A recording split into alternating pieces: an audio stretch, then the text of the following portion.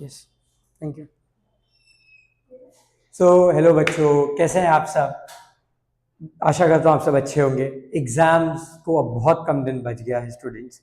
Exams कहे तो कुछ टाइम नहीं रह गया है आपके पास सिवाय सिर्फ रिवीजन करने के। आई होप आप सब ने अब तक पेपर सॉल्विंग बहुत ज़्यादा से ज़्यादा शुरू कर दिया होगा।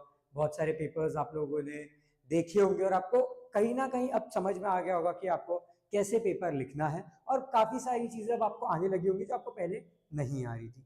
ठीक है स्टूडेंट्स, अब हम आज करने वाले हैं प्रीवियस ईयर पेपर। हमने बहुत बार प्रीवियस पहले के पेपर्स किए हैं, 2025 का आपने किया होगा, बट यस, सिर्फ 2025 का प्रीवियस ईयर पेपर करने से कुछ काम नहीं होगा। आपको more and more previous year paper करना ही पड़ेगा स्टूडेंट्स। एंड इसीलिए अब हम क्या करने वाले हैं, 2023 का पेपर करने वाले हैं। 2023 का पेपर पहले करेंगे एंड फिर अगर हमें मिला तो हम 2024 का भी करेंगे। तो अभी हम करने वाले हैं मार्च 2000 सॉरी हम करने वाले हैं मार्च 2023 का पेपर यहाँ पे आपके सामने। एंड आप सब ध्यान लगा के सुनना, बिल्कुल भी अच्छे से यहाँ पे देखना और समझना कि हम लोग यहाँ पे कैसे क्वेश्चन सॉल्व कर रहे हैं। ठीक है, मैंने आपको पहले भी बताया है कि आप जब भी पेपर सॉल्व कर रहे हैं, try to do 8 marks question first. पहले 8 मार्क्स का क्वेश्चन कीजिए, सो दैट आपका 8 मार्क्स का हुआ रहेगा, फिर आपके पास काफी टाइम बच जाएगा आपका एमसीक्यूज करने के लिए। 8 मार्क्स का इंपॉर्टेंट है, उसको छोड़ना नहीं है स्टूडेंट्स। ठीक है, तो स्टार्ट करेंगे। ठीक है,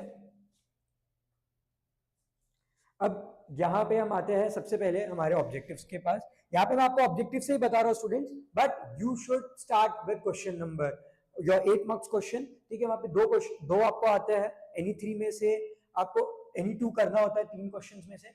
सबसे पहले हम कर रहे हैं एमसीक्यूज। एमसीक्यूज आपके 20 मार्क्स के होंगे, चार क्वेश्चन होंगे जो कि होता है 5 मार्क्स ईच। चार क्वेश्चन फॉर 5 मार्क्स। तो आपको ध्यान देना है कि आप ज्यादा से ज्यादा मार्क्स स्कोर करें स्टूडेंट्स। आपको ये नहीं सोचना कि एमसीक्यूज है वो लास्ट मोमेंट पे कर लेंगे। हाँ, आपको सारे चैप्टर्स के पीछे आपके बुक में जो एमसीक्यूज दिए हुए हैं, जो भी क्वेश्चंस दिए हुए हैं आपको, A B C D E F G, जितने भी क्वेश्चंस दिए वो सारे करने हैं। मेक श्योर कि आपको जो ये 20 मार्क्स है ना, ये आपको मिले ही मिले। ये 20 मार्क्स बहुत इंपॉर्टेंट स्टूडेंट्स। सी, यहाँ पे अगर आपको कोई मिलेगा तो यहाँ पे 1 मार्क्स मिलेगा, और नहीं मिला तो पूरा 1 मार्क्स जाएगा। इसीलिए ध्यान से, इसमें हाफ मार्क्स मिलेगा नहीं, गया तो पूरा 1 मार्क्स जाएगा। इसीलिए बहुत ज्यादा मार्क्स कैरी करता है और इसे बहुत ध्यान से आपको करना है। तो आ जाता है हमारे फर्स्ट क्वेश्चन की तरफ, जो कि है complete the following sentence. Complete the following sentence के अंदर देखिए यहाँ पे 5 क्वेश्चन दिया है जो कि ईच वन मार्क्स के है। ठीक है, अब सबसे पहला क्वेश्चन है, microeconomics is also called as, microeconomics is also called है। तो माइक्रो इकोनॉमिक्स के हमने देखा कि डिफरेंट डिफरेंट नाम है। ठीक है, बट माइक्रो इकोनॉमिक्स, इसमें से हमने देखा इनकम थियरी, वो तो हो ही नहीं सकता, because macro economics is income theory, right. हमने उसके स्कोप्स में पढ़ा है। ठीक है, ग्रोथ थियरी, माइक्रो इकोनॉमिक्स का ग्रोथ से कुछ भी लेना देना नहीं है यहाँ पे, राइट, क्योंकि माइक्रो इकोनॉमिक्स तो एक इंडिविजुअल पे फोकस करता है। ग्रोथ की जब हम बात करते हैं, हम पूरे नेशन की बात करें, तो वो तो मैक्रो का पार्ट हो गया, राइट। और एम्प्लॉयमेंट थियरी तो है ही नहीं, तो एम्प्लॉयमेंट थियरी भी पूरे देश का सवाल है और वो मैक्रो में आएगा। तो यहाँ पे बचता हमारे पास सिर्फ क्या, प्राइस थियरी। तो आपका आंसर है प्राइस थियरी। हमने देखा था कि हम लोग कोई भी प्रोडक्ट है उसका प्राइस कैसे पता किया जाता है, डिमांड एनालिसिस से, सप्लाई एनालिसिस से। आपने स्कोप्स में देखा होगा, जो हमने चार्ट देखा था उसमें आपने देखा स्कोप्स ऑफ माइक्रो इकोनॉमिक्स में प्राइस थियरी आता है। प्राइस कैसे आता है, डिमांड एनालिसिस से और सप्लाई एनालिसिस से। तो आपका करेक्ट आंसर है प्राइस थियरी। अच्छा, वन मोर थिंग स्टूडेंट्स, कभी भी क्वेश्चन पेपर पे आप मार्क मत करना, वो चीटिंग माना जाता है। यहाँ पे मैं कर रहा हूँ, पर आपको आपके डायरेक्ट पेपर में ही लिखना है, आपको यहाँ पे टिक करना नहीं है क्वेश्चन पेपर में। Next, money market face shortage of funds due to. ठीक है, मनी मार्केट,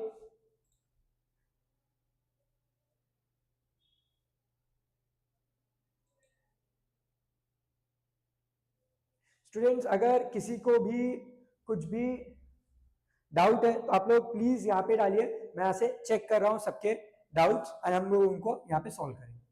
ठीक है, next, money market face shortage of funds due to. Money market, हमें पता है कि मनी मार्केट क्या होता है, जो हमारा स्टॉक मार्केट होता है वहां पे कम फंड्स क्यों है, वहां पे और ज्यादा पैसा हो सकता है। इंडिया तो बहुत बड़ा फाइनेंस मार्केट है, बट स्टिल वहां पे क्यों कम कैपिटल होता है, because inadequate savings, growing demand for cash, unorganized sector, financial mismanagement। तो सबसे बड़ा मनी मार्केट का प्रॉब्लम क्या है?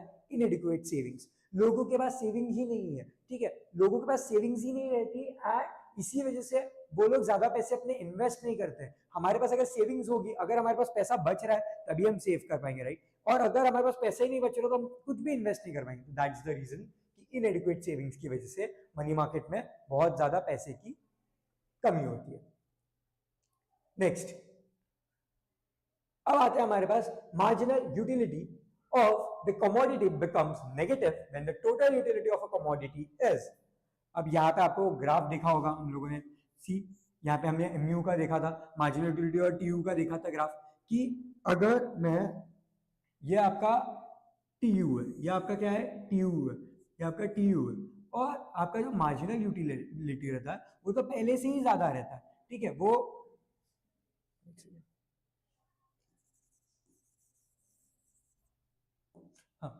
ये अगर आपका ग्राफ है, ये आपका ग्राफ है, तो हमने क्या देखा था कि अगर मार्जिनल यूटिलिटी जब बढ़ता है तब जो आपका टोटल यूटिलिटी जब आपका बढ़ता है तो आपका मार्जिनल यूटिलिटी क्या होने लगता है? डिक्रीज होने लगता है। जैसे अगर आपने कोई पिज्जा का पीस, एक पिज्जा का स्लाइस खाया तो फर्स्ट स्लाइस में आपको पूरा 10 यूटिलिटी मिलेगा, okay, you can rank it as 10, but second जब आप स्लाइस खाएंगे तो आपको 10 यूटिलिटी डिराइव नहीं होगा। आप कितना यूटिलिटी मिलेगा उससे? आपको उससे सिर्फ 8 मिलेगा मे बी। तो ये क्या हो रहा है? जब आपका मार्जिनल तो कम हो रहा है पर आपका टोटल क्या होता है? इंक्रीज होता है। But there will be a point, जब आप पॉइंट ऑफ सेटाइटी पे पहुंच जाते हैं तब आपका टोटल यूटिलिटी भी क्या होने लगता है? Start falling. टोटल यूटिलिटी भी क्या होगा? Start falling. बट इसी पॉइंट पे जब it start falling, your MU जो होता है आपका वो क्या होने लगता है? नेगेटिव हो जाता है। वो क्या हो जाता है आपका? नेगेटिव हो जाता है। इसीलिए यहाँ पे करेक्ट आंसर है आपका the marginal utility of the commodity becomes negative. Yes, marginal utility जब नेगेटिव हो जाता है टोटल यूटिलिटी क्या होता है?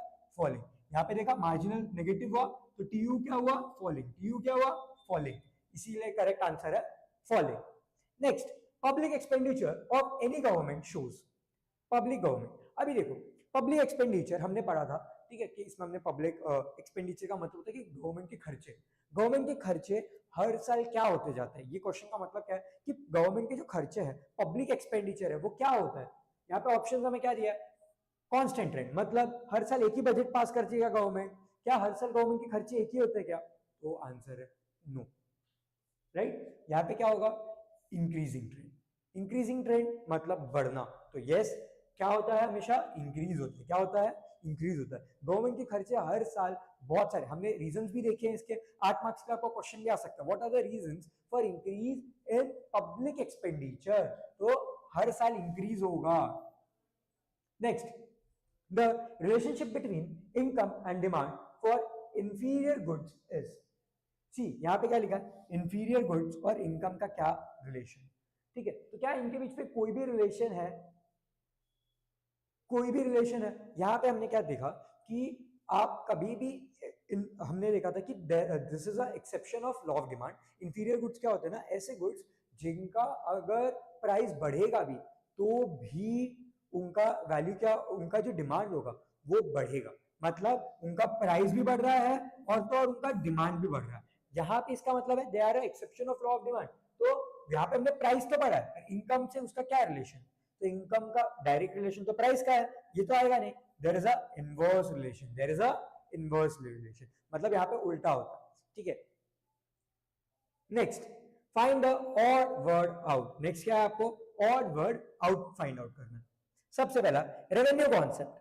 अब हमें इनमें से रेवेन्यू कॉन्सेप्ट देखना है, तो टोटल रेवेन्यू रेवेन्यू कॉन्सेप्ट के अंदर आता है, एवरेज रेवेन्यू रेवेन्यू कॉन्सेप्ट के अंदर आता है, मार्जिनल रेवेन्यू रेवेन्यू कॉन्सेप्ट के अंदर आता है, बट टोटल कॉस्ट ये किसके अंदर आता है? कॉस्ट कॉन्सेप्ट के अंदर आता है। किसके अंदर आता है? ये कॉस्ट कॉन्सेप्ट के अंदर आता है। तो ये तो आंसर हमारा यही फाइनल आंसर है। ये बाकी के जो 3 थे ये तो ऑब्वियसली किसके अंदर आते हैं? रेवेन्यू के अंदर है। आप देख सकते हैं यहाँ पे रेवेन्यू लिखा हुआ है, तो it is a revenue concept.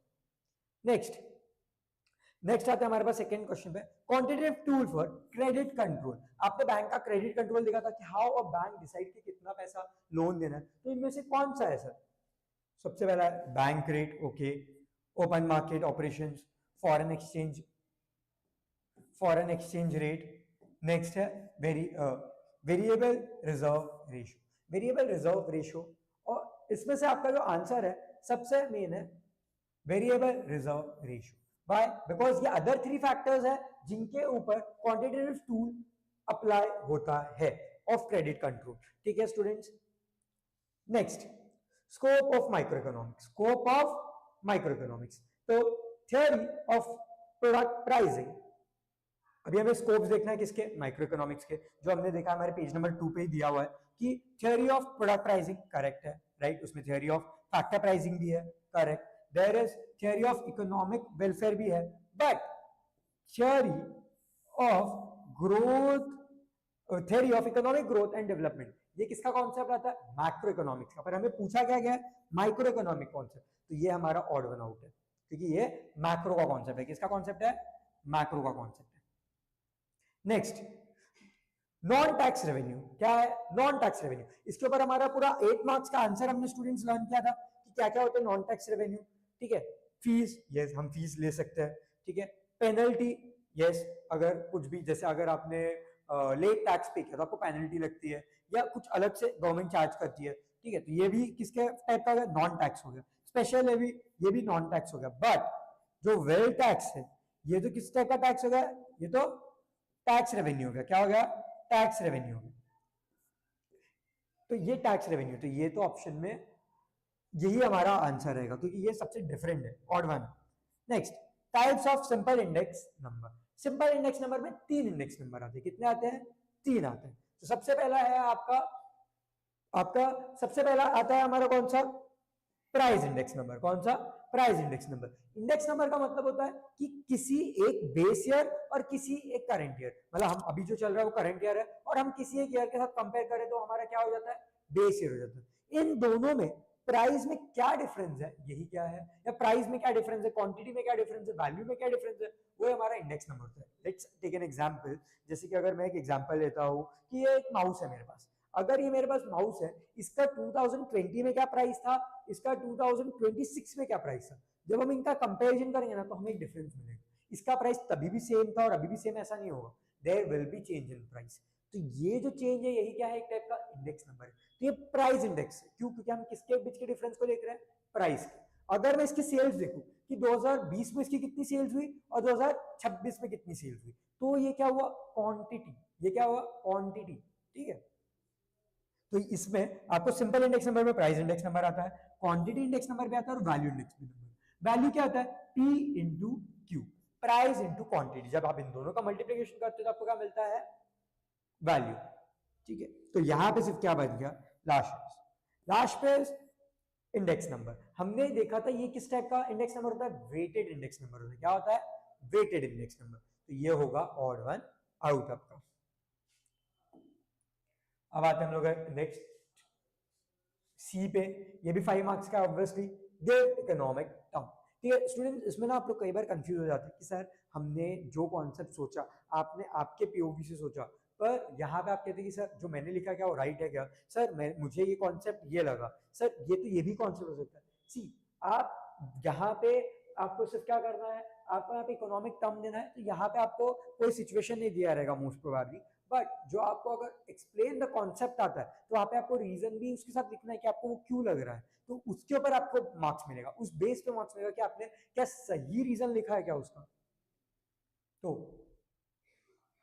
The volume of commodities and service turn out during a given period counted without duplication. Yes, तो अभी एक साल के अंदर जो भी चीजें हम लोग क्या करते हैं, commodities and service turn out during a period, मतलब एक टाइम के पीरियड पे विदाउट एनी डुप्लीकेशन, ये क्या होता है आपका नेशनल इनकम। ये क्या होता है आपका नेशनल इनकम। हमको पता है कि नेशनल इनकम में क्या कहते हैं, जो भी प्रोडक्शन हुआ है, जो भी सर्विस बनी है एक साल के अंदर पूरे मार्केट में विदाउट एनी डुप्लीकेशन, हम उसको इसमें लिखते हैं। तो इसका आंसर क्या है, national income. Next, a desire which is backed by willingness to purchase and ability to pay। एक ऐसा डिजायर जहां पे आपके पास क्या है, दो चीजें हैं, विलिंगनेस टू परचेस भी और एबिलिटी टू पे भी आ जाता है। तो ये क्या हुआ, दिस इज डिमांड। ये क्या है आपका डिमांड, बिकॉज हमको पता है कि डिमांड में क्या होता है, आपको कोई चीज खरीदने का डिजायर भी होता है, आपके पास उतने पैसे भी होते हैं और आपको वो पैसा देने का विलिंगनेस भी होता है, आपको कोई प्रॉब्लम नहीं होती वो पैसा पे करने के लिए। तो यहाँ पे आएगा answer demand. Degree of responsiveness of change of quantity demanded for a good to a change in its price. ठीक है, इलास्टिसिटी। देखिए यहाँ पे जब डिग्री ऑफ रिस्पॉन्सिवनेस बोला है ना, ये इतने में समझ जाओ कि ये क्या होता है, इलास्टिसिटी। पर इलास्टिसिटी ऑफ क्या है, क्वांटिटी डिमांड। डिमांडेड लिखा मतलब किसका इलास्टिसिटी होगा, डिमांड का होगा। तो यहाँ पे इलास्टिसिटी ऑफ डिमांड है, पर किस चीज का, इन इट्स प्राइस, इन इट्स प्राइस। तो ये क्या होगा, ये हो गया आपका प्राइस। हाँ, सो यहाँ पे आपने क्या देखा, यहाँ पे हमने देखा कि हमारे पास अलग अलग टाइप के क्या होते हैं, इलास्टिसिटी ऑफ डिमांड होते हैं। तो यहाँ पे प्राइस दिया हुआ है, इसके लिए क्या होगा, इलास्टिसिटी ऑफ प्राइस। ठीक है, तो elasticity of demand, price elasticity of demand रहेगा। क्या आंसर आएगा, प्राइस इलास्टिसिटी ऑफ डिमांड। इसके अंदर भी हमने देखा है ना कि आ गया 5 टाइप्स होते हैं, relatively elastic, relatively inelastic, perfectly elastic, perfectly inelastic and unitary inelastic. Very realistic competition in nature. देखो यहाँ पे ना बहुत ध्यान से ध्यान देना, यहाँ पे आपने परफेक्ट कंपटीशन पढ़ा था। परफेक्ट कंपटीशन क्या रियलिस्टिक होता है क्या, नो। हमें पता है कि परफेक्ट कंपटीशन एक्चुअली एग्जिस्ट ही नहीं करता, वो एक इमेजिनरी कॉन्सेप्ट है। क्या है, इमेजिनरी कॉन्सेप्ट है। बट यहाँ पे क्या दिया हुआ है, हमें रियलिस्टिक बोला है। रियलिस्टिक कौन सा कॉन्सेप्ट है, चलो कमेंट करो जल्दी, देखते हैं कौन आंसर देगा।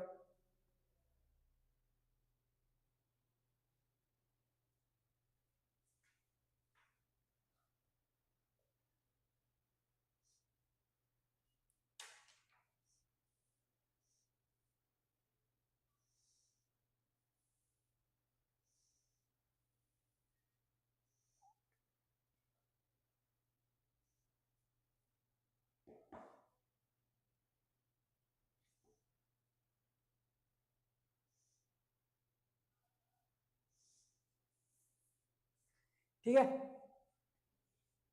तो यहाँ पे क्या लिखा, वेरी रियलिस्टिक। ये है आपका मोनोपोलिस्टिक कंपटीशन। हमने मोनोपोलिस्टिक कंपटीशन के अंदर देखे थे अलग अलग टाइप होते हैं। तो मोनोपोलिस्टिक कंपटीशन ऐसा कंपटीशन है जो एक्चुअली एग्जिस्ट करता है। क्यों, क्योंकि ये ऐसा मार्केट है जो हमारे आसपास में। हमने यहाँ पे क्या देखा, यहाँ पे प्रोडक्ट डिफरेंशिएशन होता है। ठीक है, सब अलग अलग प्रोडक्ट बेचते हैं, कुछ अलग कलर्स में बेचते हैं, अलग साइज में बेचते हैं, ठीक है, अलग क्वालिटी का बेचते हैं। ठीक है, इस मार्केट में क्या होता है ना, इस मार्केट में जो भी सेलर्स है वो उनका क्वांटिटी अलग है, बायर्स का नंबर्स अलग है। तो there are different numbers of buyer, there are different numbers of sellers. हमने इसमें और क्या देखा था, यहाँ पे फ्री एंट्री फ्री एग्जिट होता है। ठीक है, ये एक टाइप का क्या है, यहाँ पे मोनोपोलिस्टिक कंपटीशन है। Next, Swati purchased raincoat for her father in rainy season. क्या लिखा गया है कि उसने अपने फादर के लिए क्या लिया है, रेनकोट लिया, और वो भी कब लिया है, रेनी सीजन में। तो इसका मतलब क्या होगा कि इट इज टाइम यूटिलिटी। ये क्या है, टाइम यूटिलिटी, बिकॉज यहाँ पे टाइम कौन सा है, रेनी सीजन का। ठीक है, और उसका डिमांड कैसे पूरा हुआ, रेनकोट से हुआ। दैट मींस उसने उसको यूटिलिटी मिली, पर कब मिली, जब रेनी सीजन आया। रेनी सीजन आया तो उसने रेनकोट खरीदा, तो इसको क्या मिला, टाइम यूटिलिटी मिला।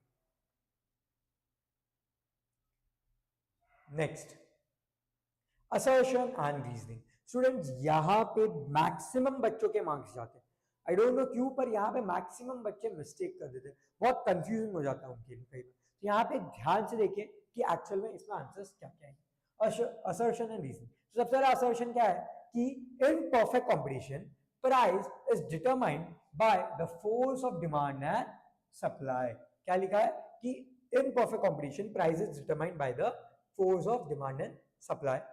रीजन क्या है, the number of buyers and sellers is so large that one person cannot influence price।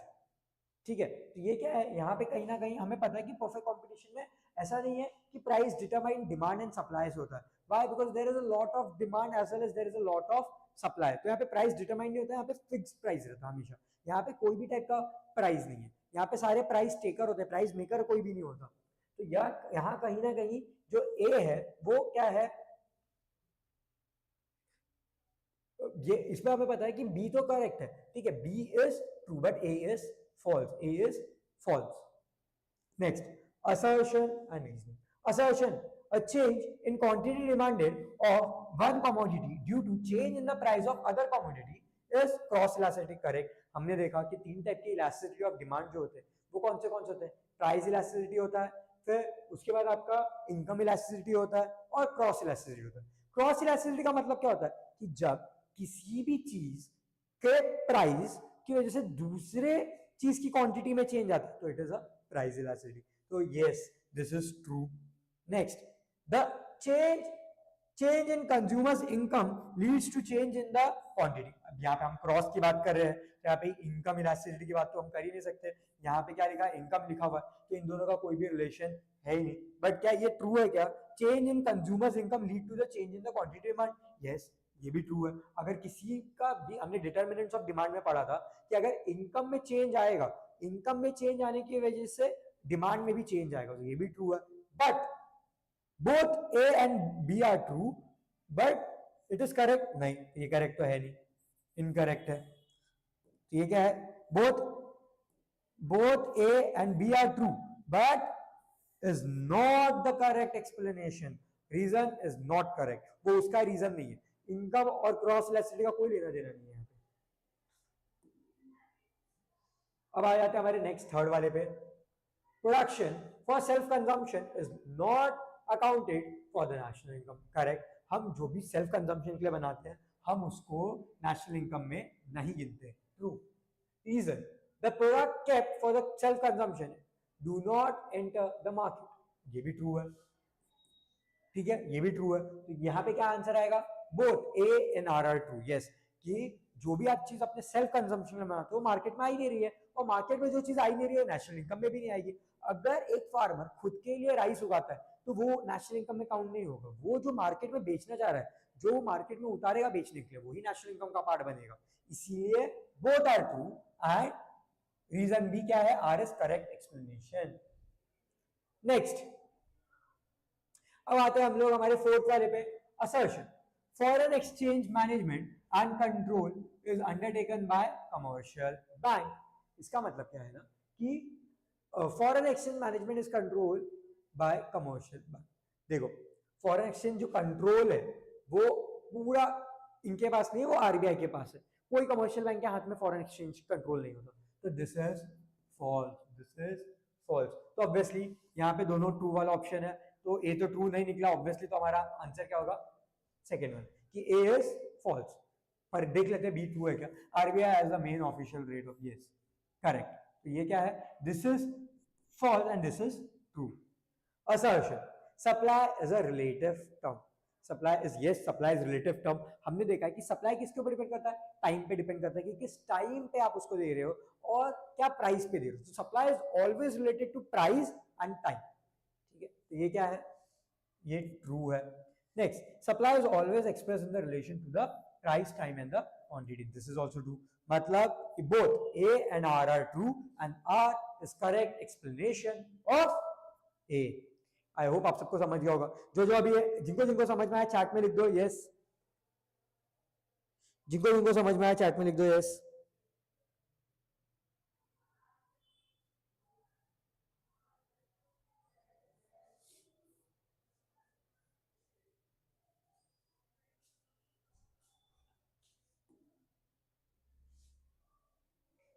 चलिए,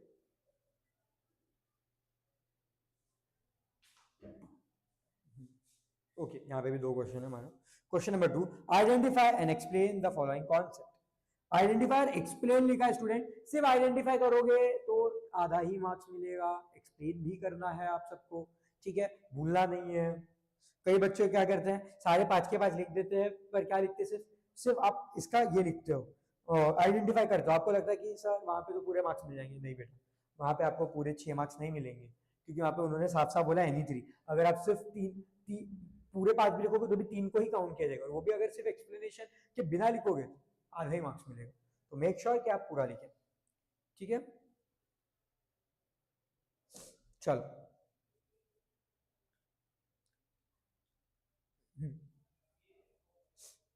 a table seller sold the table for 2000 per piece.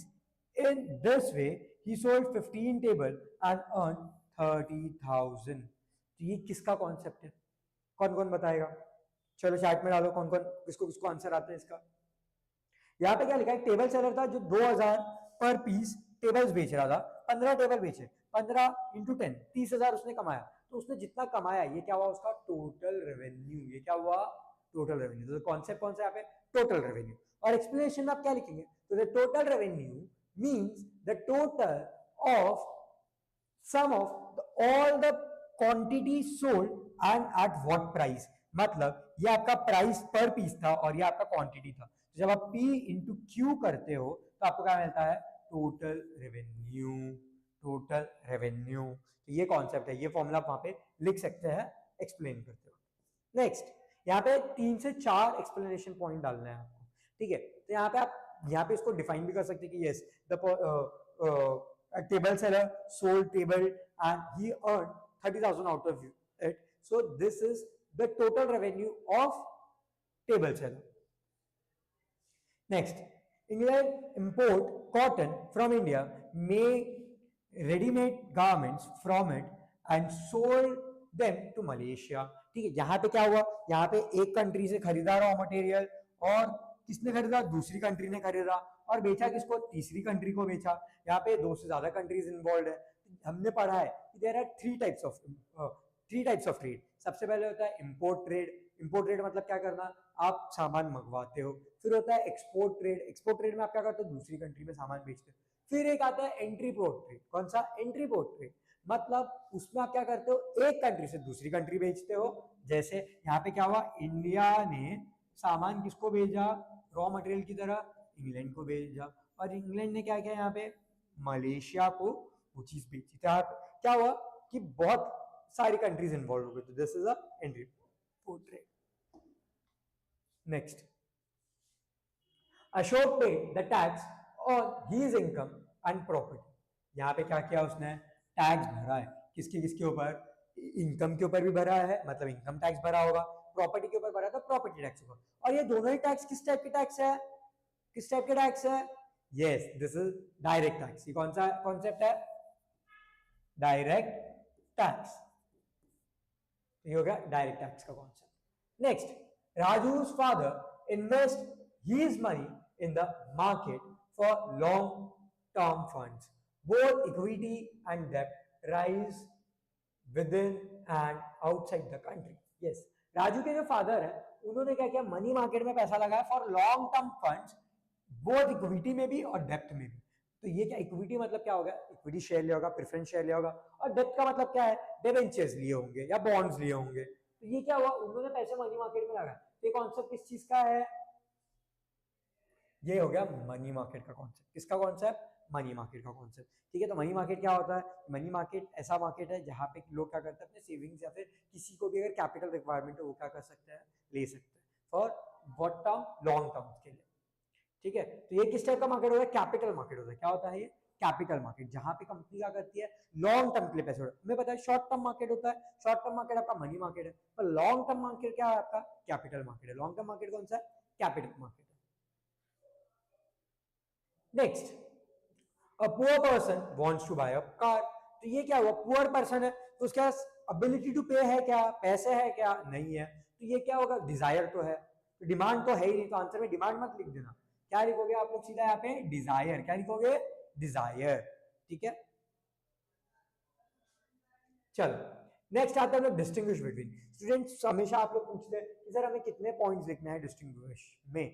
तो यहाँ पे आपको डिस्टिंग्विश में मिनिमम 3 पॉइंट्स तो लिखने ही है। नो लाइक उसमें ऑप्शन ही नहीं है आपके, you don't have any option कि आप 2 लिखोगे। सर यहाँ पे हमने 2, यहाँ पे फर्स्ट वाला लिख दिया, 2 वाला मिल गया, यहाँ पे मैम हमें दे देगी 1 मार्क्स यहाँ पे और 1 मार्क्स यहाँ पे दे देगी, 2 मार्क्स मिलेंगे। नहीं, आपको पूरे 3 लिखने हैं, एक ऑप्शन में रखना ही है। आई विल सजेस्ट 4 लिखो तो और बेटर है। ठीक है, मैं तो हमेशा बोलता 4 लिखो, बेटर होगा। Next, distinguish between anything. सबसे पहला यूनिटरी इलास्टिक डिमांड। सबसे पहले क्या है, unitary elastic demand and relatively elastic demand. Unitary elastic demand का मतलब क्या होता है, कमेंट्स में लिखो जिसको जिसको आता है, comment.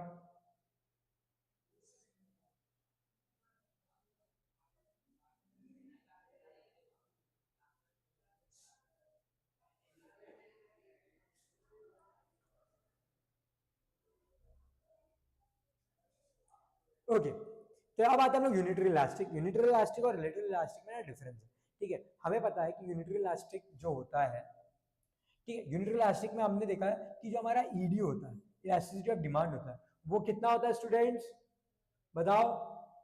Yes, is equals to 1। कितना होता है, इज इक्वल्स टू 1 होता है, ठीक है। और जहां पे इसके बाद का जो चीज है, इसके बाद आता है हमारा कौन सा, यूनिटरी इलास्टिक। तो यूनिटरी इलास्टिक में क्या होता है ना, ईडी स्मॉलर देन 1, क्योंकि हमने इसमें ग्राफ देखा है ना, इसमें क्या होता है कि अगर जैसे ये प्राइस था, ठीक है, पहले इतना था, अगर ये प्राइस यहाँ पे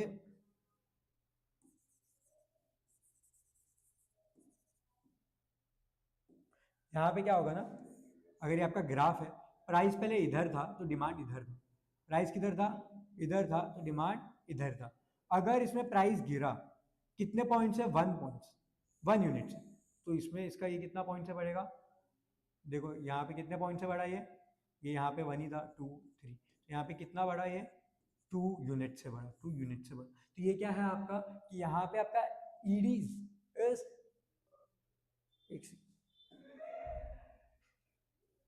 हाँ, इलास्टिसिटी से ज्यादा होता है,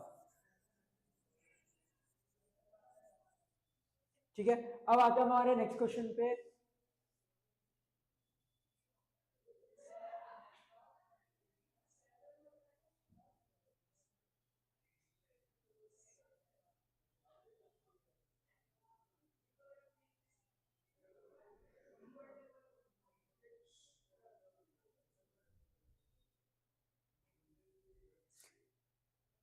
चलो स्टूडेंट्स, आगे अभी हम लोग आते हैं।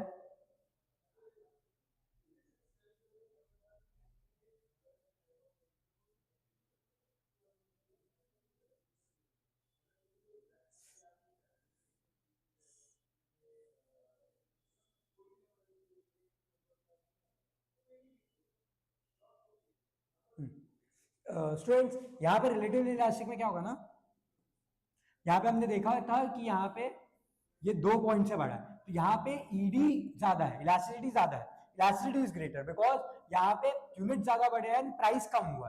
और इसके जो नेक्स्ट वाला होता है, इसमें क्या होगा कि इसमें प्राइस 1 यूनिट से कम होगा, लेकिन यहाँ पे देखो, यहाँ पे आधे यूनिट से ही बढ़ रहा है, यहाँ पे आधे यूनिट से बढ़ रहा है, और ये 1 यूनिट से प्राइस इसका कम हुआ। दैट मीन्स यहाँ पे इलास्टिसिटी तो है, बट क्या है, यहाँ पे ईडी कम है और यूनिट कम, ठीक है।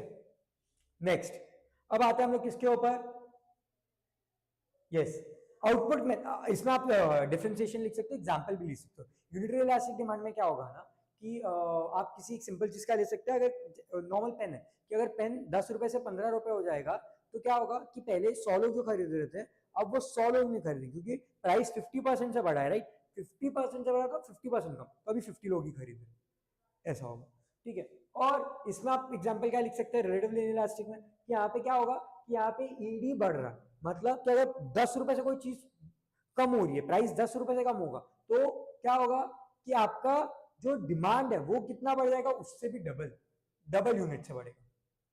Next, output method. नेक्स्ट कौन सा है, output method of measuring national income and income method of measuring national income, ठीक है। यहाँ पे 2 अलग अलग मेथड्स दिए, ठीक है। हमारा जो इन्वेंट्री मेथड है, हमारा आउटपुट मेथड है, तो आपको इसका पूरा डिटेल में आपको एक्सप्लेनेशन लिखना पड़ेगा। मैं अभी इसको पूरा डिटेल में एक्सप्लेन नहीं कर रहा हूँ, हमें आगे भी क्वेश्चंस करने, स्पेशली हमें 8 मार्क्स वाले क्वेश्चंस पे जाना है स्टूडेंट्स के बाद। तो यहाँ पे आपको पूरा मेथड लिखना है, एंड आप इस मेथड में इनके नेम, जो इनके अलग अलग नाम है, आप उसको भी लिख सकते हो, ठीक है। इन्वेंट्री मेथड है। Next, demand desire, sorry, demand deposit and time deposit. Demand deposit में क्या होता है कि आप लोग क्या करते हो, कोई भी पैसा जब आप डिपॉजिट करते हो, आप जब चाहे तब आप विड्रॉ कर सकते हो, आपको कोई रिस्ट्रिक्शन नहीं कि आप उस पैसे को, जैसे अगर हम लोगों ने नॉर्मल, मैंने सेविंग्स अकाउंट खोला है, करंट अकाउंट खोला, savings account and current account दोनों ही क्या है, एक टाइप के डिमांड डिपॉजिट है। मतलब मैं आज पैसे दे रहा हूं, मैं चाहूं तो कल भी विड्रॉ कर सकता हूँ, बैंक मुझे क्वेश्चन नहीं करेगा। बट टाइम डिपॉजिट का नाम से क्या समझ रहा है, एक time, specific period of time पे आपको क्या करना पड़ेगा, पैसे रुका के रखने पड़ेंगे, जिसमें आपका एफडी आता है, ये फिक्स डिपॉजिट आता है, और रिकरिंग डिपॉजिट आता है। तो आप उसमें एग्जांपल्स लिख सकते हो कि डिमांड डिपॉजिट में सेविंग्स अकाउंट आता है, करंट अकाउंट आता है, वेयरएज टाइम डिपॉजिट में आपका रिकरिंग डिपॉजिट और क्या आता है, फिक्स डिपॉजिट आता है। Next, simple index number and weighted index number. Simple index number में क्या होता है ना कि there is no special weight given to any variable. आप प्राइस को भी नहीं देते हो और क्वांटिटी को भी कोई भी स्पेशल वेट नहीं देते हो, स्पेशली वैल्यू वाले पार्ट में जब हम लोग वैल्यू लिखते हैं। लेकिन वेटेड वाले में क्या होता है, आप वेटेड वाले में आप क्या करते हो, वहां पे वेट्स देते हो, तो आप इसमें उनके फॉर्मूलाज भी लिख सकते हो। Stock and supply, we know कि स्टॉक एंड सप्लाई दोनों में बहुत ज्यादा डिफरेंस है। स्टॉक एक अमाउंट का चीज होता है जो एक सेलर के पास है, रखा हुआ है, ठीक है। वेयर सप्लाई क्या है, द विलिंगनेस, उसका जो विलिंगनेस है एक पीरियड ऑफ टाइम पे एक प्राइस पे सप्लाई करना। मे बी आज मेरे पास, अगर मैं बोलता हूँ मेरे पास कोई प्रोडक्ट है जिसका मेरे पास स्टॉक है, तो मुझे लग रहा है फ्यूचर में इसका प्राइस ज्यादा मिलना है, तो मैं आज उसको सप्लाई नहीं करूंगा। मेरे पास स्टॉक तो आज ही है पर मैं सप्लाई फ्यूचर में करूंगा, तो सप्लाई आज नहीं हो रही है, फ्यूचर में हो रही है। तो सप्लाई एंड स्टॉक के बीच में डिफरेंस होता है। Next, answer the following any three. हमें भी इसमें से कोई भी तीन को क्या करना है, एक्सप्लेन करना। Explain any 4 points of importance of micro economics. Yes, यहाँ पे आपको 4 पॉइंट्स लिखते हैं कि वाई माइक्रो इकोनॉमिक्स इंपॉर्टेंट, ठीक है। आपको वहाँ पे लिखना है कि वो प्राइस थियरी है, तो ऑब्वियसली प्राइस थियरी की वजह से हम किसी भी चीज का प्राइस डिटर्मिनेशन भी कहाँ पे किया जाता है, इसमें ही किया जाता है, माइक्रो इकोनॉमिक्स में ही किया जाता है, ठीक है। एंड सबसे ज्यादा क्यों है, क्योंकि मैक्रो इकोनॉमिक्स भी प्राइस थियरी के ऊपर ही डिपेंड करता है, मैक्रो इकोनॉमिक्स भी माइक्रो इकोनॉमिक्स के ऊपर डिपेंड करता है, तो दे आर इंटरडिपेंडेंट, वो भी एक इंपॉर्टेंस है, ठीक है। फिर मार्केट डिटर्मिनेशन भी है कि किस टाइप का मार्केट है, वो भी कहाँ पे डिटरमाइन होता है, माइक्रो इकोनॉमिक्स। तो ये सारे इंपॉर्टेंस है। आप ये इसमें इसमें आपको टोटल कम से कम नहीं तो 6 पॉइंट्स लिखने ही है स्टूडेंट्स।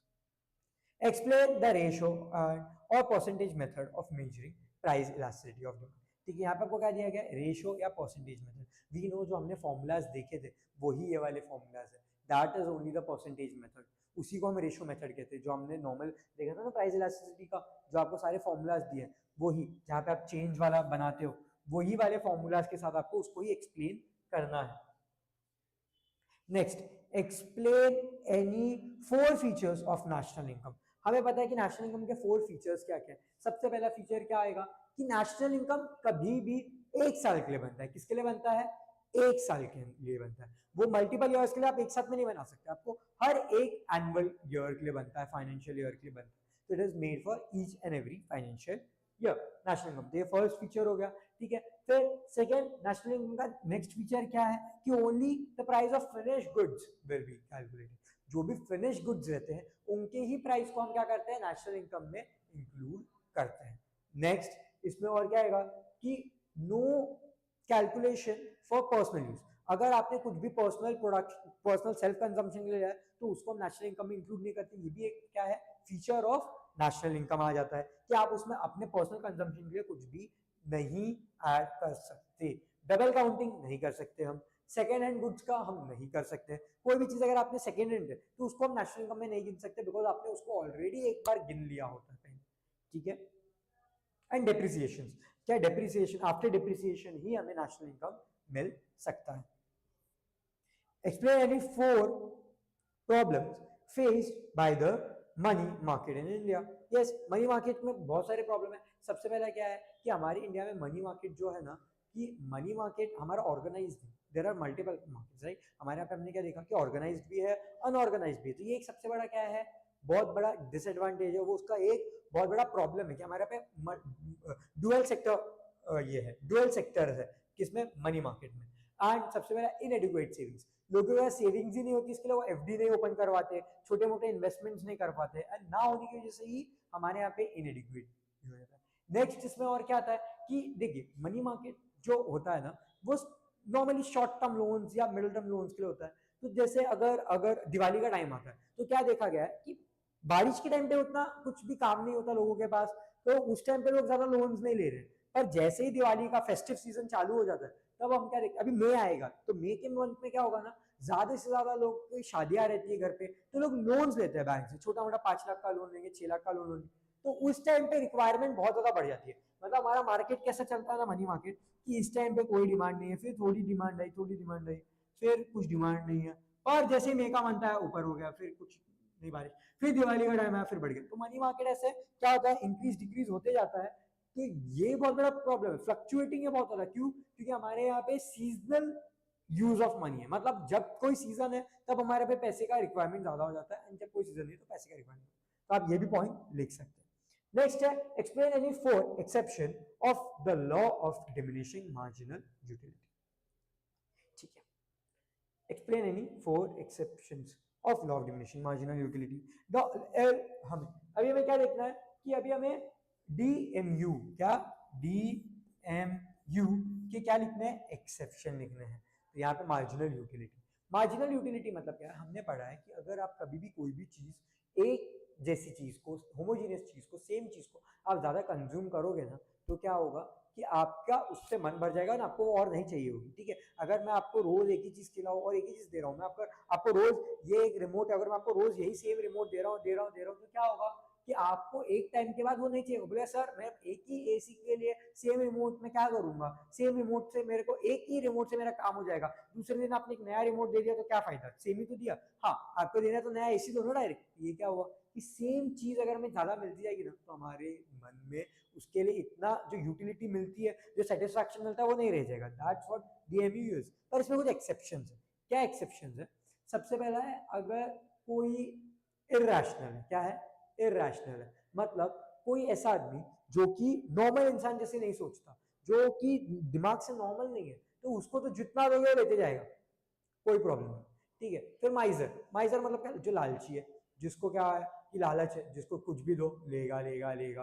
ठीक है, या कोई हैबिचुअल गुड्स है, अगर किसी को किसी चीज की हैबिट है, ठीक है, तो वो क्या करेगा, उसको लेगा ही लेगा। जैसे मुझे अगर कॉइन्स कलेक्ट करने का आदत है, अगर आप मुझे सेम कॉइन्स भी लोगे ना, मेरी हैबिट है, मेरी हॉबी है, तो मैं क्या करूंगा, मैं उसको ले लूंगा। ठीक है, तो मैं उसमें आपको नो नहीं बोलूंगा। ठीक है, पावर का है कि अगर आपको पावर कितनी भी मिले, आप उसके लिए ना नहीं बोलोगे। भाई बिकॉज सबको और ज्यादा पावर चाहिए। मुझे अगर आज इधर पे क्लास का मॉनिटर बना दिया है, तो मैं कल को सोचूंगा मुझे क्लास मॉनिटर से अभी क्या बनना है, मुझे हेड बॉय बनना है स्कूल का, तो मुझे और पावर चाहिए होगी। तो यहाँ पे आपको कुछ भी जितनी पावर मिलती जाएगी, अगर एक दिन मैं प्रेसिडेंट भी बन जाऊँ कहाँ का, किसी भी एक ग्रुप का, तो भी मुझे लगेगा कि मुझे अभी और कुछ बड़ा बनना है। तो ये क्या है, पावर। तो ये एक्सेप्शन है। तो स्टूडेंट्स ये वाला भी कर लेना आप लोग। Next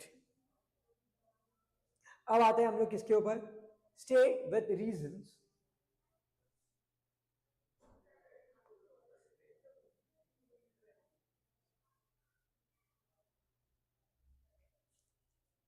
state with reasons whether you agree or disagree with the following statement. Anything.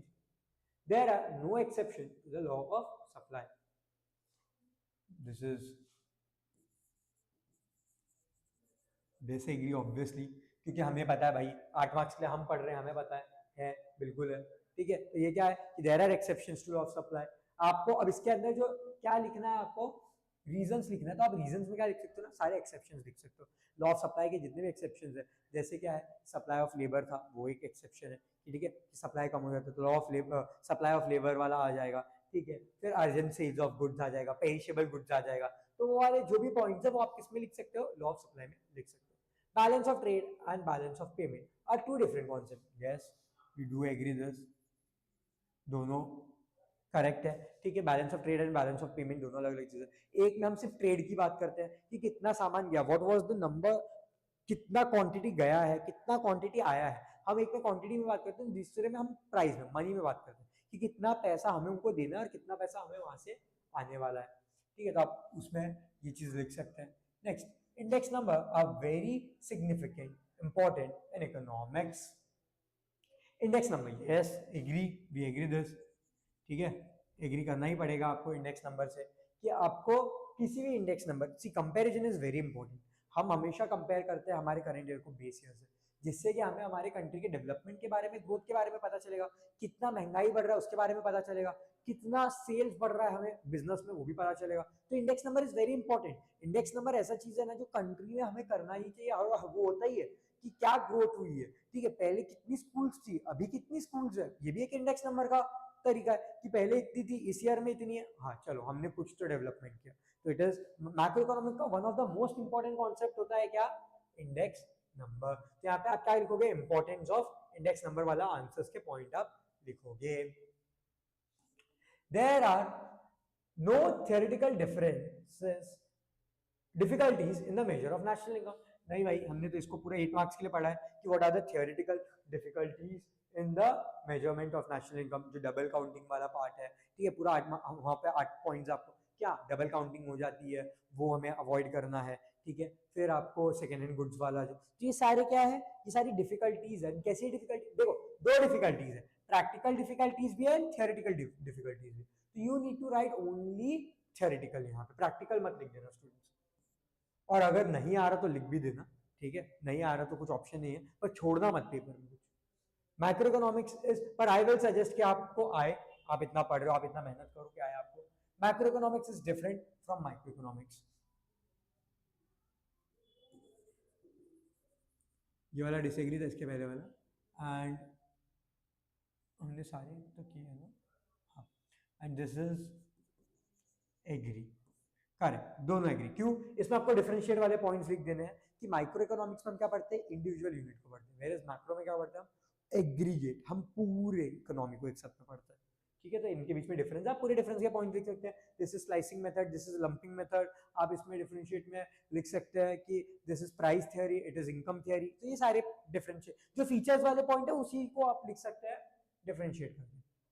Study the following table, figure, passage and answer the question given below. Observe the following table. यहाँ पे आपको दिया हुआ है, देखो यहाँ पे Q दिया है, MU दिया है। हमने यहाँ पे क्या पढ़ा कि यहाँ पे टोटल यूटिलिटी 6 है, तो आपकी मार्जिनल यूटिलिटी में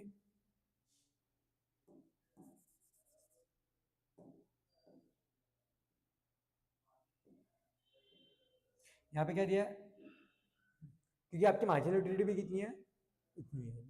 फिर यहाँ पे और 5 यूनिट्स आ गया, तो 5 यूनिट आने के बाद टोटल यूटिलिटी आपकी कितनी हो जाएगी, 6 प्लस 5, 6 प्लस 5 11 हो जाएगा, ठीक है। फिर ओके, सॉरी सॉरी सॉरी, ठीक है। अब यहाँ पे सी स्टूडेंट्स, आपको यहाँ पे क्या दिया गया, complete the following table when total utility is maximum the marginal utility. तो यहाँ पे आपको क्वेश्चंस दिए, ये 2 मार्क्स के लिए आपको ये टेबल फिल करना है पूरा, एंड उसके बाद आपको यहाँ पे करना है। जैसे सबसे पहले जब हमें पता है कि जब आपका टोटल यूटिलिटी भी 6 है तो मार्जिनल यूटिलिटी भी कितना रहेगा, 6 ही रहेगा। उसके बाद आपको कितना और पॉइंट्स मिला है इसमें, तो 11 हो जाएगा। फिर आपका वापस से टोटल यूटिलिटी कितना हो गया, और 4 आ गया इसमें, ठीक है, मतलब 11 प्लस 4 15 हो गया। अब 15 ही का 15 ही रह गया, मतलब कुछ यूटिलिटी नहीं मिला, 0 यूटिलिटी मिला। एंड अब तो नेगेटिव में जा रहा है, पॉइंट ऑफ सैटिस्फैक्शन के भी नीचे आ गया। ये आपका क्या था, पॉइंट ऑफ सैटिस्फैक्शन था, ये क्या था आपका, पॉइंट ऑफ सैटिस्फैक्शन था। अब -1 हो गया, तो 15 माइनस 1 कितना होगा स्टूडेंट, 14। इसका मतलब क्या हुआ, यहाँ पे देखो,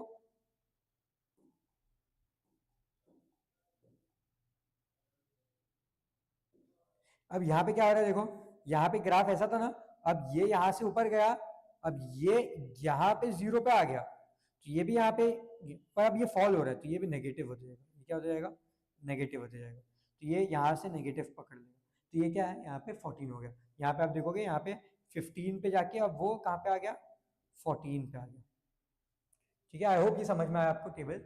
अब आते हैं तो क्या, when the total utility is maximum the marginal utility is 0। हमने देखा यहाँ पे, जब आपका यहाँ पे कोई अच्छे से ग्राफ बनाते हैं, यहाँ से आप गए, ये 15 वाला पॉइंट आया, और ये यहाँ पे क्या हुआ, 0 पे। अब ये नीचे आ रहा है, यहाँ पे अभी 14 पे आ गया, तो ये क्या हुआ कि जब आपकी यूटिलिटी, जो टोटल यूटिलिटी थी वो क्या होने लगी, जब मैक्सिमम थी, मैक्सिमम 15 ही थी, उससे ऊपर नहीं गई, तो ये कहाँ पे था, 0 पे था। अब जब ये कम होगा, नेगेटिव होगा, और ये कहाँ पे जाएगा, ये कम होते जाएगा, 0। When the total utility falls, the marginal utility becomes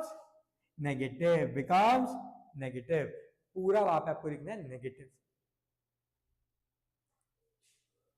next, any, यहाँ पे 3 क्वेश्चन रहते हैं, एनी 2 करने होते हैं आपको। In the following diagram, AE is a linear demand curve of a commodity. On the basis of the given diagram, state whether the following statement are true or false. Demand at the point C is relatively elastic. देखो यहाँ पे demand दिया हुआ है, ठीक है। अब हमें यहाँ पे बताना है कि इट इज रिलेटिवली इलास्टिक और नॉट। यहाँ पे आपने एक चीज देखा कि यहाँ पे जब ये पॉइंट यहाँ से ए में, तो ए में क्या हो रहा है, ये आपका प्राइस है, ये क्या है आपका प्राइस। जब प्राइस इतना था तो डिमांड कितना था, जीरो था, डिमांड कितना था, जीरो था। तो अब जब प्राइस इतना हुआ तो डिमांड कितना हुआ, 1 पे गया। तो यहाँ पे हम देख रहे हैं, तो सबसे पहला क्या है, सबसे पहली चीज ही क्या है आपका परफेक्टली इलास्टिक। परफेक्टली इलास्टिक में हमें पता है कि क्या होता है ना, परफेक्टली इलास्टिक में आपका जो ED is equals to infinite रहता है, मतलब डिमांड तो इन्फिनाइट है, डिमांड तो बहुत ज्यादा है, पर प्राइस क्या होता है, जीरो होता है। देयर इज नो चेंज और slight change in the price, ठीक है। नेक्स्ट है, अगर हमारे पास, अब देख सकते हैं हम लोग, ठीक है, तो ये क्या हुआ कि यहाँ पे देखो परफेक्टली इलास्टिक दिया, यस परफेक्टली इलास्टिक दिया, तो क्या है कि A demand at A is perfectly elastic, true और फॉल्स, ट्रू, ट्रू आएगा। The demand at the point C, C में क्या बोला है, रिलेटिवली इलास्टिक। रिलेटिवली इलास्टिक में क्या होता है ना स्टूडेंट्स, कि आपका जो प्राइस रहता है वो एक पॉइंट से गिरेगा, लेकिन आपका डिमांड किससे बढ़ेगा, बहुत सारी से बढ़ेगा, ठीक है।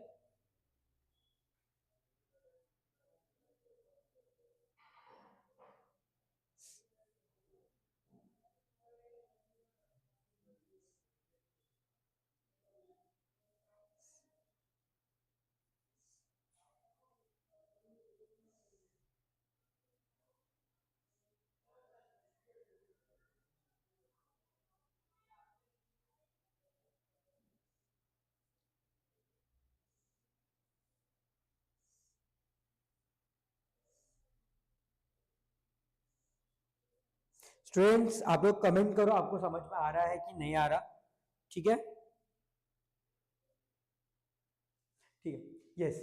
सो हाँ, ये आपका 4 मार्क्स का ही क्वेश्चन है। यहाँ पे आपको 1 1 नीचे, यहाँ पे आपको 2 क्वेश्चन भी आ सकते हैं 2 2 मार्क्स ईच के। तो यहाँ पे ऐसा नहीं होगा कि अगर 5 भी दिए तो मार्क्स मैनेज कर लिए जाएंगे, ऐसा नहीं, आपको यहाँ पे एक्स्ट्रा मिलेगा, यहाँ पे 4 मार्क्स का ही रहेगा।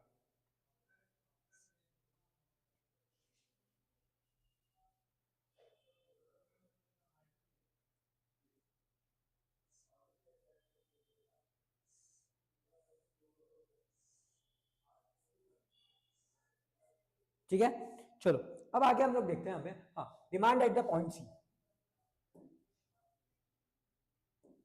यहाँ पे आपका डिमांड कितना है, सी पे दिखाया है कि अगर आप सी पे है डिमांड, तो रिलेटिवली इलास्टिक, रिलेटिवली इलास्टिक में हमने देखा है कि क्या होना चाहिए ना, कि जो आपका ईडी होता है यहाँ पे इलास्टिसिटी ज्यादा बढ़ता है, वेयर एज जो डिमांड आपका जो प्राइस होता है वो 1 यूनिट से गिरेगा, लेकिन आपका इलास्टिसिटी 2 यूनिट से बढ़ेगा। तो यहाँ पे देखो प्राइस हम लोग अगर यहाँ पे ए पॉइंट से लें तो भी नीचे गिर रहा है, एंड आपका डिमांड ज्यादा पॉइंट से बढ़ा है, ठीक है। यहाँ पे आपका आंसर यहाँ पे क्या आएगा, ट्रू आएगा, क्या आएगा, true, this is true. Next है हमारे पास demand at point B is unitary elastic. No obviously हमें पता है कि डिमांड जो demand at the B, B पे कितना आ रहा है, 1 पॉइंट गिरा एंड 1 पॉइंट बढ़ा, yes yes this is true, this is obviously true, क्योंकि यहाँ पे देखो नीचे आया 1 पॉइंट से एंड डिमांड भी कितना बढ़ा, 1 पॉइंट से, तो yes this is also true, this is also, yes this is also true, but demand at D, demand कहाँ पे D is perfectly inelastic। perfectly inelastic में क्या होगा ना, डिमांड में कोई भी चेंज नहीं होता, डिमांड में कोई चेंज नहीं है, प्राइस में चेंज होगा, ठीक है। पर यहाँ पे हम लोग देख सकते हैं कि ऐसा नहीं हुआ, प्राइस भी गिरा है एज वेल एज डिमांड भी बढ़ा है, this is false. Next perfectly elastic, A जो है परफेक्टली इलास्टिक ऑब्वियसली हो ही नहीं सकता, because there is zero price, ठीक है, वहां पे जीरो डिमांड है, तो ये क्या है, ये भी फॉल्स है। Next, read the given passage. Index number is a technique of measuring changes in the variable. ठीक है, हम लोग डायरेक्ट क्वेश्चन नहीं पढ़ेंगे, पूरा पैराग्राफ नहीं पढ़ते बैठेंगे। Next, explain the meaning of index number. ठीक है, अब स्टूडेंट्स इस पैरा में आपको आंसर नहीं दिया रहेगा, ये आपका इंग्लिश का पेपर नहीं है कि आप इसमें से ही आंसर लिखोगे, आपको उसका आंसर आपके वर्ड में लिखना, वो सिर्फ पैरा उन्होंने दिया। इट इज नो पर्पस कि आपको इसमें से आंसर निकाल के देना है, इंग्लिश का पेपर नहीं चल रहा है, ठीक है, इंग्लिश के पेपर में भी ऐसा नहीं करना है कि पैरा में से एज इट इज लिखना, ठीक है, वो बच्चे करते हैं। नेक्स्ट, इंडेक्स नंबर क्या होता है, तो इंडेक्स नंबर एक टूल है to measure the difference, compare the two different years, आपका base year and current year, तो वहां पे आपको डिफरेंट लिखना आंसर, ठीक है, एक्सप्लेन करना वहां पे। Next, to whom the index number is useful, तो yes index number is useful for businesses as well as to government, government को बहुत ज्यादा, गवर्नमेंट को समझ में आता है कि उनको और क्या नई पॉलिसीज इंप्लीमेंट करनी है तो गवर्नमेंट को है।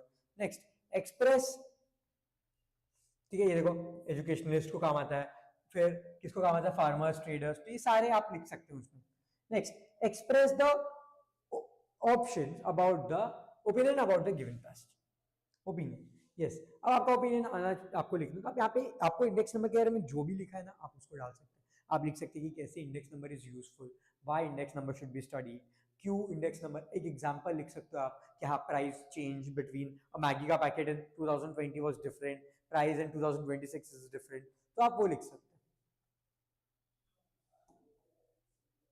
Next, answer the following question in detail, yes, ये हमारा लास्ट क्वेश्चन है 8 मार्क्स का। तो यहाँ पे क्या होगा स्टूडेंट्स, यहाँ पे आपको देखना है state and explain law of demand with exceptions.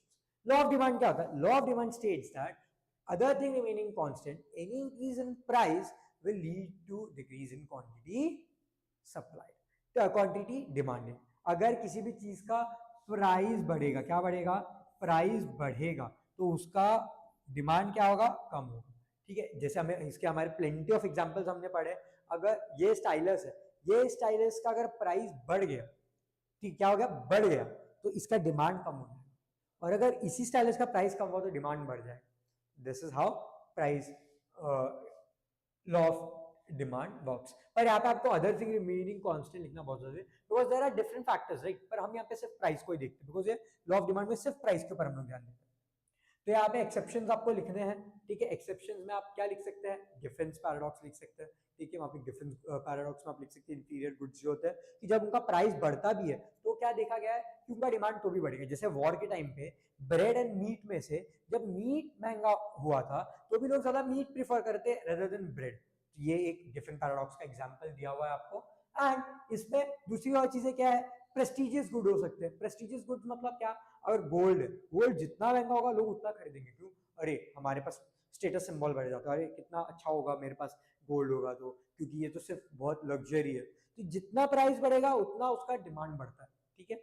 Next, इसमें और क्या आ सकता है, तो इसमें प्राइस स्पेकुलेशन आ सकता है कि कई बार क्या होता है ना कि प्राइस का आपको प्राइस इल्यूजन दिया जाता है, आपको ऐसा लगता है कि आपको महंगी चीजें जो है वही बेटर होती है, तो आप क्या करते हो, आप सस्ती चीज को नहीं खरीदते क्योंकि आपको लगता है उसकी क्वालिटी भी खराब है, बट ऐसा नहीं होता। कई बार अच्छी वही होती है जो सस्ती होती है, पर महंगा वाले में कुछ क्वालिटी भी नहीं होता, पर आप वो खरीद लेते हो, उसका डिमांड ज्यादा हो जाता है, क्यों, क्योंकि लोगों को लगता है महंगा है तो अच्छा ही होगा, तो एक प्राइस इल्यूजन होता है, ठीक है। फिर इसमें आप लिख सकते हो कि मार्केट नॉलेज नहीं होती, ठीक है, आपको मार्केट के बारे में नहीं पता कि मार्केट में क्या प्राइस चल रहा है, आपने एक जगह पे गए, एक जगह पे प्राइस पता कि खरीद लिया, क्या पता उसने महंगे में बेचा हो, उसके बगल वाला सस्ते में बेच रहा हो, अगर आप पता करते तो हो जाता, आपको पता चल जाता, तो ये भी क्या है, एक टाइप का एक्सेप्शन है, ठीक है। फिर इसमें और कौन से एक्सेप्शंस आते हैं हमारे पास लॉ ऑफ डिमांड में, बताइए। 8 मार्क्स के लिए हमें और पॉइंट्स इसमें लिखने पड़ेंगे स्टूडेंट्स, आपको सिर्फ एक दो पॉइंट यहाँ पे नहीं लिखना, आपको और ज्यादा पॉइंट्स इसमें लिखने पड़ेंगे ही, कि कब डिमांड बढ़ता है, जब आपको फ्यूचर एक्सपेक्टेशंस, आपको अगर लग रहा है कि फ्यूचर में किसी कमोडिटी का प्राइस बढ़ने वाला है तो आप आज ही ज्यादा डिमांड कर लोगे, बट एक्चुअली क्या है कि आप लोग फ्यूचर एक्सपेक्टेशंस में आप लोग क्या करते हो, आपको लगता है कि ये फ्यूचर में सस्ती होगी, आप आज ही ज्यादा खरीदोगे, पर क्या होता है कि आज ही उसका प्राइस महंगा करके रखा होता है एंड फ्यूचर में तो और कम होने वाली होती है, तो ये भी एक रीजन है, ठीक है। तो there are plenty of this exceptions, ठीक है, आपको कोई भी 8 एक्सेप्शंस लिखने हैं, पर इसके पहले आपको लॉ अच्छे से डिफाइन करना है। आप उसमें लिख सकते हो कि अल्फ्रेड मार्शल ने ये लॉ प्रपोज किया था, वो कौन सी बुक में किया था, प्रिंसिपल्स ऑफ इकोनॉमिक्स में किया था, 1890 में आई थी बुक, तो आप ये सारे पॉइंट्स को लिख सकते हैं, ठीक है। पर आपको पूरे 8 पॉइंट्स लिखने ही पड़ेंगे स्टूडेंट्स, ठीक है। आई होप आप सब अब तक समझ पा रहे हैं यहाँ पे। Next, explain the meaning of monopoly. Monopoly with its feature, monopoly का मतलब क्या होता है, मोनोपोली, मोनो मतलब सिंगल, मोनो का मतलब क्या होता है, सिंगल, मोनो का मतलब ही क्या होता है, सिंगल, तो सिंगल, एंड पॉली मतलब क्या होता है, सेलर, तो सिंगल सेलर, तो मोनोपोली का सिंपल मतलब क्या है, सिंगल सेलर, तो जहां पे भी सिंगल सेलर होगा वो मोनोपोली का एग्जांपल। तो अभी आप पहले लिख सकते हो कि मोनो मीन्स सिंगल, पॉली मतलब सेलर, तो मोनोपोली जहां पे एक सिंगल सेलर, तो इंडियन रेलवेज सबसे बेस्ट हमारे पास एग्जांपल है, क्या होता है इसका, इंडियन रेलवेज। पूरे इंडिया में अगर आपको रेलवे में ट्रैवल करना है तो आप इंडियन रेलवे से ही ट्रैवल कर सकते हो, और कोई रेलवे तो है नहीं हमारे पास, एयरलाइंस हमारे पास मल्टीपल है, पर हमारे पास रेलवे तो सिर्फ एक ही है, इंडियन रेलवे, तो आप उसका एग्जाम्पल ले सकते हैं। ठीक है, तो मीनिंग हो गया ये कि इंडियन मीनिंग क्या होता है monopoly. Monopoly means a market where there is only single seller. अब इसके फीचर्स की बात करते हैं तो मोनोपोली का सबसे पहला फीचर ही क्या है, सिंगल सेलर। क्या होता है, single seller. There is no 2 3 4 multiple seller, no, there is a single seller ही। नेक्स्ट फीचर क्या, प्राइस डिस्क्रिमिनेशन। क्या है, प्राइस डिस्क्रिमिनेशन। ऑब्वियसली मैं अकेला अगर हूं पूरे, अगर मार्केट में मैं अकेला इकोनॉमिक्स सिखा रहा हूं तो मैं क्या करूंगा, मैं इससे अलग चार्ज, अरे ये तो मेरे जान पहचान का, इससे कम ले लूंगा, अरे तू मेरे जान पहचान का नहीं है, तेरे से ज्यादा ले लूंगा। तो ये क्या हुआ, प्राइस डिस्क्रिमिनेशन हुआ। ये मैंने क्या किया, अलग अलग लोगों से अलग अलग प्राइस लिया। तो ये मोनोपोली। अगर आपने बोला अरे उससे इतना कम लिया, मेरे से ज्यादा क्यों ले, तो बोलेगा मत खरीद, जा कोई और बेच रहा तो ले ले। ये क्या हुआ, उसके पास इतना पावर है, ठीक है, उसके पास कोई और ऑप्शन ही नहीं है आपके पास। ये एक क्या है, फीचर। नेक्स्ट है बैरियर्स टू एंट्री। देखो कोई भी अगर मोनोपोली क्रिएट होती है तो आपके पास बैरियर होता है। आप कल को उठ के अपना खुद का रेलवे नहीं बना सकते, क्यों, क्योंकि there is barrier, there is a legal barrier. अगर किसी ने कोई चीज पेटेंट करवाई है तो वो उसका ही राइट है, आप उसको नहीं ले सकते। व्हाई, बिकॉज उसने बैरियर लगा दिया, ठीक है, no one can use that because patent है वो। ये क्या हुआ, एंट्री बैरियर, इसका एक टाइप का फीचर है। Third, he is a price maker. He is a price maker. कितने में बेचना है, कितना लेना है पैसा, वो डिसाइड करेगा। उसमें हम, वो डिमांड भी नहीं देखता, सप्लाई भी नहीं देखता, वो खुद, उसने बोला आज मेरे को 1000 में बेचना है, वो 1000 में बेचेगा। उसने बोला मुझे 2000 में बेचना है, वो 2000 में बेचेगा। This is price maker. Is a price maker and not a price taker. ठीक है, नेक्स्ट है मोनोपोलिस्टिक। मोनोपोली में और क्या एग्जांपल आ सकते हैं स्टूडेंट्स, कि नो क्लोज सब्स्टिट्यूट। आपके पास और कोई भी क्लोज ऑप्शन नहीं है उसके अलावा, जो है वही है, आपको उससे ही खरीदना पड़ेगा। There is no close substitute. Any doubt, समझ में आ रहा है? And there is no industry, obviously, क्योंकि वो, there is no difference between firm and industry. वो खुद अकेला एक कंपनी, फर्म भी है और पूरी इंडस्ट्री भी है। अगर मैं रेलवे कंपनी की बात करूं तो फिर क्या है, इंडियन रेलवे। और मैं अगर रेलवे इसकी बात करूं, पूरे इंडस्ट्री की बात करूं, तो भी इंडियन रेलवे ही होगा, कोई डिफरेंस नहीं होता उन दोनों। तो ये दोनों उनके एक important features. Any doubt students? I hope आप सबको समझ में आ रहा है। लास्ट है various reason for the growth of public expenditure. Various reason for the growth of public expenditure का मतलब क्या है?